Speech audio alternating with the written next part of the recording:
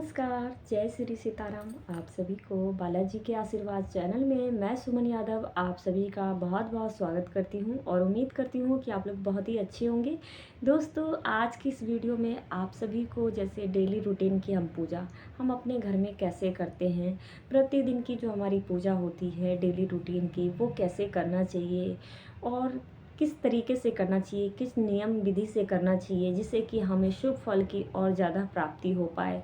और कहते हैं कि हम पूजा प्रतिदिन कर रहे हैं भगवान की, पर कहीं ना कहीं हमारी भगवान आपकी विनती प्रार्थना नहीं सुनते हैं। तो दोस्तों, डेली रूटीन की पूजा करने की पूरी नियम और विधि इस वीडियो में जानेंगे। जो प्रतिदिन आप सुबह सुबह सुबह शाम जो पूजा करते हैं वो पूरी विधि जानेंगे, कैसे करना चाहिए, क्या करना चाहिए। तो दोस्तों, इस वीडियो में अंत तक ज़रूर बने रहिएगा। और अगर चैनल पे पहली बार आए होंगे तो ज़रूर चैनल को सब्सक्राइब कीजिए, बेल आइकन ज़रूर दबा लीजिए ताकि कोई भी आने वाली वीडियो का नोटिफिकेशन आपको जल्द से जल्द मिल जाए। तो चलिए देर ना करते हुए वीडियो को स्टार्ट करते हैं। दोस्तों, डेली रूटीन की जो हमारी पूजा होती है, हमें सुबह सुबह जैसे हम महिलाएं क्या करती हैं, सुबह जल्दी उठती हैं। उठने के बाद हमारा जो घर का साफ़ सफाई होता है हम वो सब करते हैं। जो भी हमारे घर का होता है, झाड़ू पोछा बर्तन जो भी होता है वो हम सुबह सुबह करते हैं। फिर उसके बाद हम नहाते धोते हैं, साफ़ सुथरा होते हैं।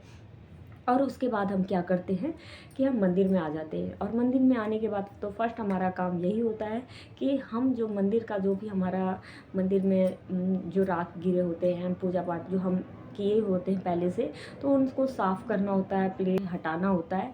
और उसके बाद मंदिर की थोड़ी सी सफाई ज़रूर कीजिए। उसकी सफाई करने के बाद फिर आपको क्या करना है, थोड़ा जो भी भगवान के प्लेट गिलास जो भी है वो सब धो लीजिए। धोने के बाद आपको करना क्या है कि पहले सूर्य भगवान को जल दीजिए। सूर्य भगवान को जल देने के लिए आपको एक लोटे में, जैसे आप कांसे या तांबे का लोटा ले लेना, उसे धो लें, पहले साफ़ सुथरा कर लें और उसमें आपको गंगा जल और नॉर्मल जल डाल लेना है। ठीक है। और उसमें आपको लाल चंदन, जो लाल कुमकुम होता है वो डाल लें और हल्दी डाल लें। अगर आपने कांसे का लोटा लिया है तो उसमें गुड़ डालें। और अगर आपने तांबे का लोटा यूज किया है अपने सूर्य भगवान को जल चढ़ाने के लिए तो उसमें गुड़ मत डालिएगा, मिश्री डालिएगा। और मिश्री डाल के फिर आपको सूर्य भगवान को जल अर्पित करना है। उनकी आराधना करने के बाद, सूर्य करने के बाद आपको करना है तुलसी पूजा। तुलसी पूजा करने के लिए आपको जैसे उसमें गंगा जल नॉर्मल जल लोटे में ले लीजिए। फिर उसके बाद आप चाहे मिश्री का भोग लगा सकते हैं माता तुलसी माँ को, या फिर आप गुड़ का लगा सकते हैं, या आपके पास पंचमेवा है तो वो भी आप माता तुलसी माँ को भोग लगा सकते हैं। फिर माता के लिए तो सिंदूर होता है जो तुलसी माता को लगाना होता है। और धूप दीप ले लीजिए। और जब तुलसी माता को जल चढ़ाते हैं तो नीचे जड़ में तो जल देते ही, ऊपर ऊपर से भी, पत्तों के ऊपर से भी जल दिया जाता है माता तुलसी माँ को। और बोला जाता है उनका मंत्र जो है उन्हें सबसे ज़्यादा उन्हें प्रिय लगता है, तो ओम नमो भगवते वासुदेवाय।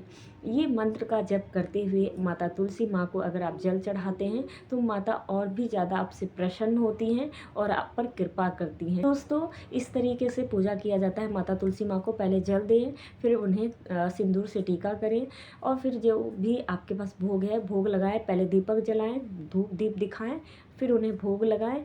फिर उसके बाद माता तुलसी, अगर आप वहाँ पे बैठ के कोई मंत्र का जप करना चाहते हैं, जैसे विष्णु भगवान का कोई मंत्र का जप करना चाहते हैं तो वो कर सकते हैं। और नहीं टाइम में तो कोई नहीं, हाथ जोड़ के वैसे ही दीप से आरती के टाइम में भगवान विष्णु भगवान के मंत्र का जप करते हुए इस तरीके से कर लें। और उसके बाद माता से प्रार्थना करें कि आपके जीवन में जो भी है, जो भी परेशानी है कम हो और जीवन में अखंड सौभाग्य सुख समृद्धि आपके घर में, आपके जीवन में बना रहे। इस तरीके से माता से प्रार्थना की जाती है सुख समृद्धि सुख शांति के लिए। फिर उसके बाद फिर दोस्तों आपको अपने घर के मंदिर में आ जाना है। और घर के मंदिर में आप आएंगे तो सबसे पहले आपको, जैसे कि वहाँ पे आपको थोड़ा बहुत मंदिर की राख वाख जैसे गिरे थे वो तो आपने साफ़ कर लिए, पर थोड़ा सा आप कपड़े से ज़रूर मंदिर को साफ़ करें। मंदिर को साफ़ प्रतिदिन वैसे करना चाहिए, क्योंकि जब हम घर की सफाई करते हैं तो ऐसे मंदिर की भी थोड़ी सी सफाई करनी चाहिए। तो दोस्तों, और कहते हैं कि अगर मंदिर की प्रतिदिन अगर थोड़ी बहुत सफाई हो तो हमारे बृहस्पति मजबूत होते हैं। तो ज़रूर मंदिर की थोड़ी बहुत सफाई ज़रूर की जाती है। और उसके बाद आपको भगवान के जो फ़ोटो हैं उन्हें साफ़ कर लीजिए।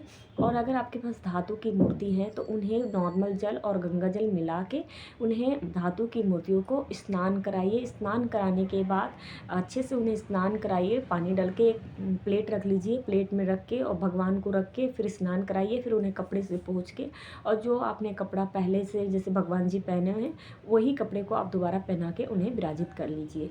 फिर उसके बाद जो भी कपड़े फ़ोटो, अगर भगवान की कोई फ़ोटो है आपके पास मंदिर में तो उन्हें साफ़ करिए, थोड़ा बहुत मंदिर को साफ़ करिए।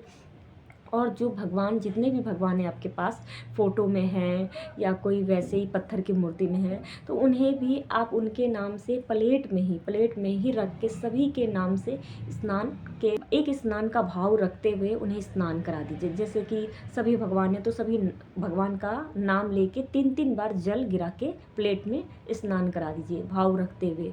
ऐसे आप छिड़केंगे तो वो ज़्यादा सही नहीं लगता है, बट अगर आप प्लेट में रख के सभी भगवान का नाम लेके अगर स्नान कराते हैं तो ये स्नान माना जाता है कि भगवान का हमने स्नान कराया है। उसके बाद क्या करना है आपको कि दीपक जलाना है। पहले दीपक जला के स्नान कराइएगा, ठीक है, ये गलती मत कीजिएगा। पहले दीपक जलाइए, फिर सभी भगवान का स्नान कराइए, और फिर उसके बाद आपको करना क्या है, सभी भगवान को टीका कीजिए, माताओं को सिंदूर कीजिए, और वही सिंदूर अपने मांग में भी लगाना होता है। तो माता का सिंदूर लगाने के बाद अपने मांग में भी ज़रूर भी भर लीजिएगा।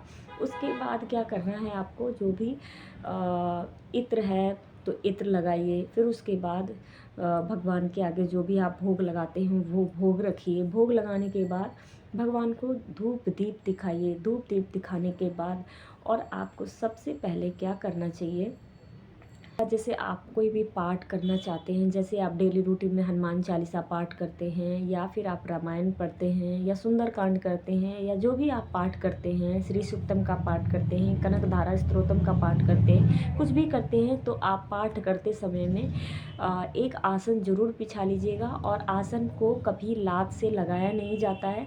जैसे बहुत सारे लोगों का होता है कि अगर थोड़ा मुड़ जाए तो लात से ठीक कर लूँ, पर लात नहीं, आसन में भूल के भी लात मत लगाइएगा दोस्तों, लात नहीं लगाया जाता है। और उसके बाद जैसे आप आसन पे बैठ के पाठ करते हैं तो आप एक गिलास में जल ज़रूर रखिएगा, और जल रख के जैसे आप पाठ कर रहे हैं उसके बाद जैसे पाठ करने के बाद आप उठते हैं तो वो 3 बार जैसे आसन को खसका के जल गिरा के 3 बार अपने मस्तक से लगा के ज़रूर उठना चाहिए। इससे क्या होता है, जो भी आपकी पूजा पाठ का जो फल होता है वो आपको प्राप्त होता है। अगर आप ऐसा काम नहीं करते हैं तो ये पूजा पाठ का फल इंद्र को प्राप्त होता है। तो ऐसा इंद्र को वरदान मिला हुआ है कि जो भी व्यक्ति अगर जैसे नहीं करता है तो उसे ये चीज़ का फल इंद्र को प्राप्त हो जाता है, अगर ऐसा ना करे तो दोस्तों ये भूल के भी मत कीजिएगा ऐसी गलती, ठीक है। पूजा करने के बाद डायरेक्ट मत उठिएगा, जल गिरा के और 3 बार मस्तक से लगा के इस तरीके से करके उठिएगा। तो दोस्तों जैसे शाम का अगर आपको पूजा करना है शाम के समय में, तो शाम के समय में कोई भगवान का स्नान नहीं कराया जाता है, और ना ही भगवान को कोई टीका लगाने की आपको ज़रूरत है। और शाम को सिर्फ पूजा होता है कि भगवान को आप जोत बत्ती जला दीजिए, जो भी आप भोग लगाते हैं वो भोग रख दीजिए। भोग रखने के बाद आप जैसे माता तुलसी माँ के आके वहाँ पे एक दीपक लगा दीजिए, दीपक रख दीजिए। तेल का दीपक आप जला सकते हैं, या घी का भी रखना चाहे तो घी का भी रख सकते हैं। तो तिल के तेल का जैसे घी का हो तो वो माता तुलसी के माता के आगे दीपक जलाया जाता है। हमारे द्वार पे जो हमारा गेट होता है मेन डोर, वहाँ पे भी एक दीपक रखना चाहिए चौखट पे। और दोस्तों उसके बाद आपको घर में भी जैसे आप मंदिर में जोत बत्ती जलाएं, भगवान को भोग लगाएं, और जो भी आप पाठ पूजा करते हैं वो करें। और ऐसी सेम आपको जैसे आप बैठ के करते हैं जल गिरा के मस्तक पे 3 बार लगाना, तो ये मत भूलिएगा। और फिर उसके बाद भगवान की आरती करके, जो भी आप आरती प्रतिदिन अगर आप करते हैं तो आरती भी कर सकते हैं। और नहीं आरती जैसे और भी कोई आप आरती नहीं करते हैं तो एक आरती है कर्पूरम गौरम करुणावतारम, वो सभी भगवान की आरती मानी जाती है, उससे संपूर्ण आरती हो जाती है। तो दोस्तों आप इस तरीके से भी आप डेली रूटीन की पूजा कर सकते हैं। तो दोस्तों ये वीडियो कैसी लगी ज़रूर बताइएगा कमेंट में, और चलिए इसी तरीके की भक्ति से रिलेटेड कोई और ऐसी वीडियो के साथ मिलते हैं। तब तक के लिए जय श्री सीताराम, धन्यवाद।